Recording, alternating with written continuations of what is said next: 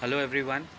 Guys imagine this is अप्रैल और मई of 2022, लगभग उसी के आसपास, करीब 2-2.5 साल पहले।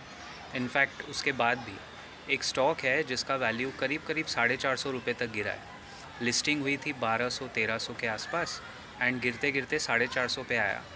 We did a proper analysis और मेरे सिस्टम में वो आके छप गया कि ये तो भाई यहाँ से दिख रहा है कि ये कम से कम 3 गुना हो सकता है। एट 450 वो स्टॉक वहाँ से निकलता है और वो 1200-1300 का हमारा जो आईपीओ के बाद का प्राइस था वो लेके हम लोग उसमें कन्विक्शन से as a training case study आगे बढ़ते हैं। This is not a buy or sell recommendation, it's just for training and education purposes. Company अच्छी थी, मैनेजमेंट के विज़न, उनकी क्वालिटी अच्छी थी। कंपनी का नाम है पॉलिसी बाज़ार, पीबी फिनटेक। अभी आप देखोगे आज वो 2100 रुपये तक चला गया, 5 टाइम्स इन ऑलमोस्ट 2.5 years।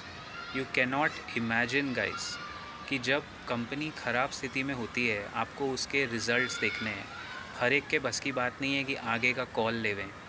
और जब स्टॉक गिर रहा होता है ना, उसमें घुसना उस टाइम पे रिटेल इन्वेस्टर के तो परे ही है। मतलब don't even expect a retail investor to have the gumption, specially in a startup company. That time से लेके अब तक we had a good call only on 2 startup companies as a training case study, Zomato and policy बाज़ार।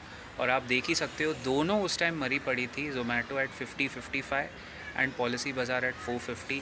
दोनों उस level से 5 bagger हो गई, 5 गुना। एक स्टार्टअप कंपनी, माइंड यू उस टाइम पॉलिसी बाज़ार भी लॉस में थी, लेकिन उनके प्रॉफिट में आने के क्यों चांसेस थे? क्योंकि आपको पूरा सेक्टर देखना है, समझना पड़ता है। एनुअल रिपोर्ट 300-300 पेज की पढ़ के एक व्यू बनता है। और इसी वजह से मैं कहता हूँ कि फ़ंडामेंटल एनालिसिस सीखना बहुत ज़रूरी है।